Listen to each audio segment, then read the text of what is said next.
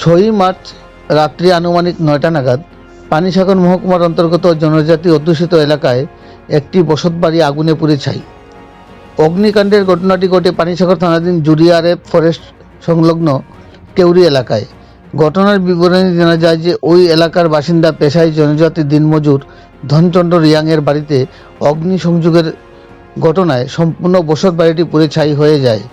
অগ্নিকাণ্ডের ঘটনার খবর পেয়ে বাড়ি মালিক সহ স্থানীয় এলাকার লোকজন হাতে হাত মিলিয়ে অক্লান্ত প্রচেষ্টা করেও শেষ রক্ষা করতে পারেনি বাড়িটিকে।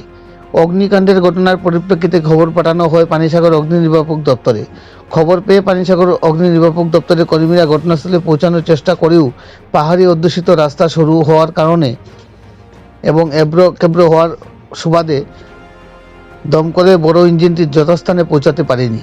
তাই পানিসাগর অগ্নি নির্বাপক দপ্তরের ছোট গাড়ি করে ফায়ার কর্মীরা যথাস্থানে পৌঁছালেও ওই এলাকার জলের অভাবে সঠিক পরিষেবা দিতে ব্যর্থ হয়। এতে করে সম্পূর্ণ বসত বাড়িটি পুড়ে ছাই হয়ে যায়। বাড়ি মালিক জানায়, অগ্নিকাণ্ডের ঘটনায় বসত ঘরে থাকা সমস্ত আসবাবপত্র সহ সকল ধরনের মূল্যবান নথিপত্র পুড়ে ছারখার হয়ে যায়। পুড়ে ছাই হয় বসত ঘরে থাকা নগদ 40,000 টাকা। অগ্নিকাণ্ডের ঘটনার সময় ওই বাড়িতে কেউই না থাকাতে মুহূর্তের মধ্যে আগুন হয়ে পুড়ে ছাই হয় বসত বাড়িটি। তবে বাড়ি মালিক সহ আশপাশ এলাকার লোকজন জানায়, বসত বাড়িটির রান্নাঘর থেকে আগুনের সূত্রপাত। পরবর্তীতে আগুন ছড়িয়ে পড়ে মেইন বসতঘরটিতে। জানা গেছে, রান্নাঘরটি ছিল শনের ছাউনি দেওয়া বাঁশের বেড়া দিয়ে তৈরি।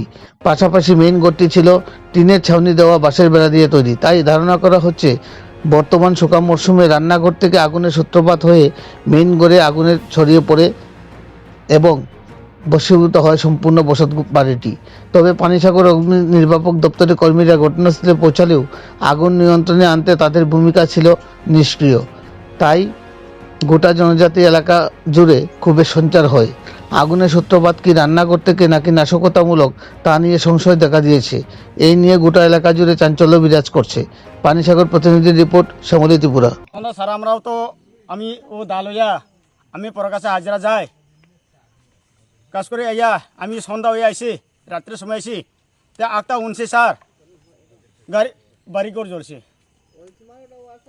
তা আমরা বুঝি আমরা গোর তৈরি করে চলো অসম্ভব নয়। কেউ যে কেউ জুম জ্বালাইছে মনে হয়। এই মনোভাবী আইয়া দেখলাম আমার ঘর শেষ স্যার।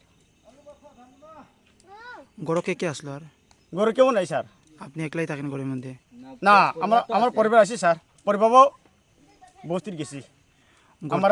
আমার দেখা লাগি আরে ঘর থেকে কোনো কাগজপত্র টাকা পয়সা কিছু বার করতে পারছেন নি? না, কোনো পাইছে না স্যার। ও যে আমরা আছি, ও সুর আছে, ও স্যার আছে।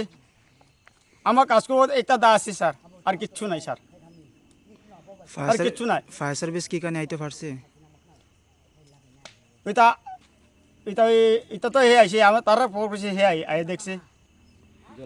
ফায়ার সার্ভিস যদি বড় গাড়ি, জলের গাড়ি, এটা কি কানে আইতে পারছে?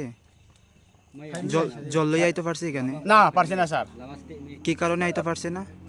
আমার এখানে স্যার আমরা জলের ব্যবস্থা আমারও নাই, রাস্তা ছোট। রাস্তা ছোটোর কারণে ঢুকতে পারছে না গাড়িটা? ছোট করে আইয়া ঢুকছে স্যার, আমার কিচ্ছু করার নাই। আপনার ঘরটা কি সম্পূর্ণ জ্বলিয়া গেছে? এখনো কাপড় বাজি না স্যার, টাকা জ্বলে গেছে, দেখ সহ জ্বলে গেছে স্যার, আমি কিচ্ছু করার নাই। এখন আমার পয়সা আমি কিতা করু? কেমন ক্ষয়ক্ষতি হয়েছে? ক্ষতি 40,000 আমরা টাকা শেষ। আর এখানে আমরা চাউল না দান, আমার যুবকের দান আছে, ডকুমেন্ট আর বরণ পোষণ সব শেষ স্যার। আমরা গড় টাকা পয়সা মিলে কত টাকা হইতে পারে আনুমানিক ক্ষয়ক্ষতি হয়েছে? 2 লাখ টাকা হইব স্যার। 2 লাখ টাকা। আগুনে ক্যাশ কত টাকা জ্বলছে? 40 স্যার। 40,000। একটা ফায়ার কল হয়েছে, একটা বাড়িতে আগুন লাগছে, আমরা কল করছি, আমরা আইছি, কিন্তু দুঃখের ব্যাপার বড় গাড়ি ঢুকে না, আমরা ছোট গাড়ি নিয়ে আইছি। তারপর জল নেই, আশেপাশে জলের কোনো সোর্সই নাই, যে কারণে আর কিছু করার নাই। তারপরেও যা আছে এখন মোটামুটি আগুনও কন্ট্রোল আছে। ওনার নাম কিছু জানতে পারছেন? ধনচন্দ্র রিয়াং। কত বয়স আনুমানিক?